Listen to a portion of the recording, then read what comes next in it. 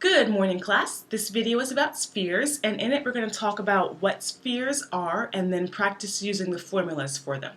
So first of all, a sphere is a set of all points in space a fixed distance from the center. So this blue ball here is a sphere, a ball, and we have the radius. The radius connects the center to any point on the sphere. And then we have a great circle. A great circle is this black going around here, and it divides anything that divides the sphere into two equal halves, and those halves are called hemispheres. Hemisphere, half of a sphere. Okay, so we have formulas for both the surface area and volume of a sphere. The surface area of a sphere is actually equal to 4 circles.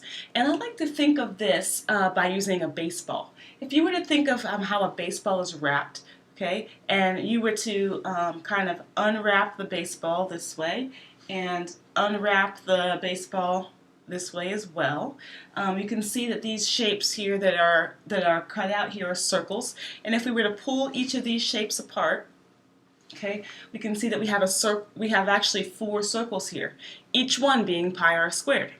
Well, the total surface area for a sphere is 4 pi r squared, 4 circles. So that's pretty cool. And then we have the volume of a sphere.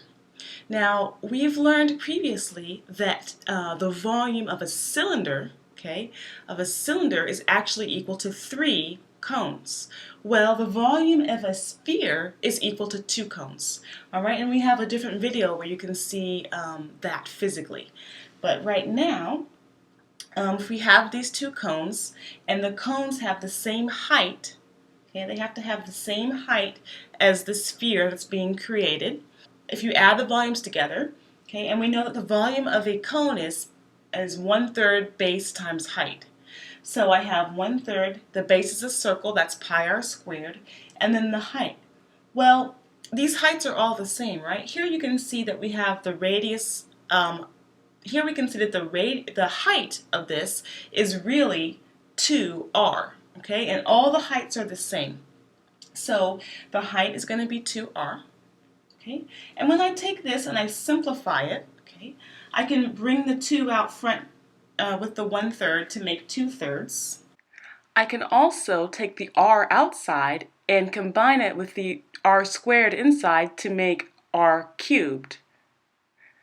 So I have 2/3 pi r cubed. Sorry, for the volume of one of these cones. Now, I can add those 2 volumes together. 2/3 and 2/3 gives me 4/3 pi r cubed for the volume of a sphere. Okay, so let's look at an example of using the formula for volume.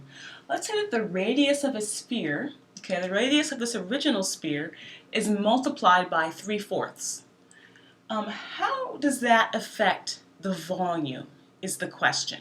So what I'm going to do is find the volume of my original shape and the volume of my new shape after it's been multiplied by 3/4 and compare them. So the volume of the original shape, I know that my volume formula is 4/3 pi r cubed. So I'm going to plug in r. My radius for the original is 8. Okay, so I'm using my calculator to multiply 8 cubed times 4. I get 2048 over 3 times pi for my volume.